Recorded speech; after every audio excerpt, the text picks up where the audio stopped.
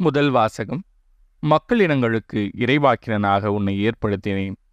இறைவாக்கினர் எரேமியா நூலிலிருந்து வாசகம். அதிகாரம் 1, இறைவசனம் 1 மற்றும் 4 முதல் 10 முடிய.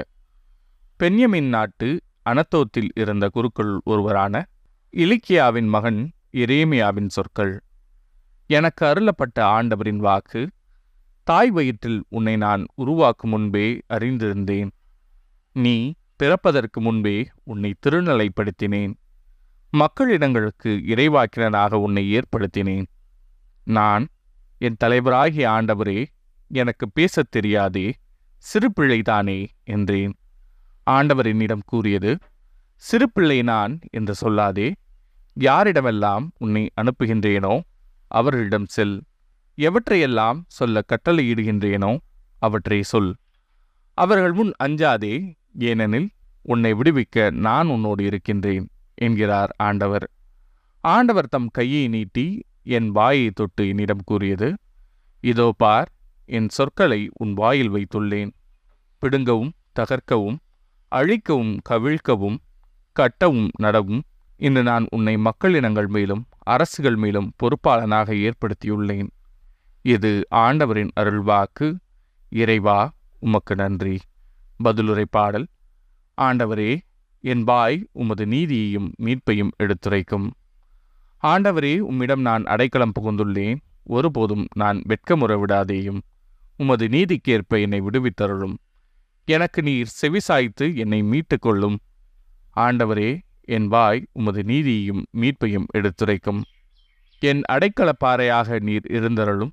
கோட்டை அரணாயிருந்து என்னை மீட்டருளும். ஏனெனில் நீர் எனக்கு கற்பாறையாகவும் அரணாகவும் இருக்கின்றீர். என் கடவுளே, பொல்லார் கையினின்று என்னை காத்தருளும். ஆண்டவரே, என் வாய் உமது நீதியையும் மீட்பையும் எடுத்துரைக்கும். என் தலைவரே, நீரே என் நம்பிக்கை. ஆண்டவரே, இளமை முதல் நீரே என் நம்பிக்கை. பிறப்பிலிருந்து நான் உம்மை சார்ந்துள்ளேன். தாய் வயிற்றிலிருந்து நீர் என்னை பிரித்தெடுத்தீர். ஆண்டவரே, என் வாய் உமது நீதியையும் மீட்பையும் எடுத்துரைக்கும்.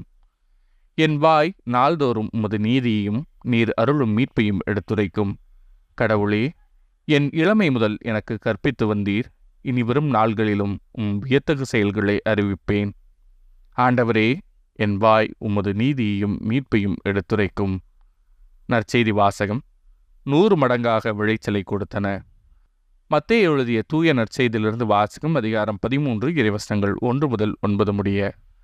அக்காலத்தில் இயேசு வீட்டிற்கு வெளியே சென்று கடலோரத்தில் அமர்ந்தார். மக்கள் பெருந்திரளாய் அவரிடம் ஒன்று கூடி வந்தனர். ஆகவே அவர் படகில் ஏறி அமர்ந்தார். திரண்டிருந்த மக்கள் அனைவரும் கடற்கரையில் நின்று கொண்டிருந்தனர். அவர் உவமைகள் வாயிலாக பலவற்றை குறித்து அவர்களோடு பேசினார். விதைப்பவர் ஒருவர் விதைக்கச் சென்றார். அவர் விதைக்கும் பொழுது சில விதைகள் வழியோரம் விழுந்தன. பறவைகள் வந்து அவற்றை விழுங்கிவிட்டன.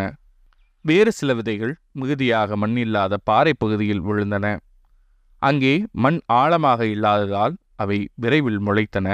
ஆனால் கதிரவன் மேலே எழ அவை காய்ந்து வேறில்லாமையால் கருகி போயின. மற்றும் சில விதைகள் முட்செடிகளின் இடையே விழுந்தன.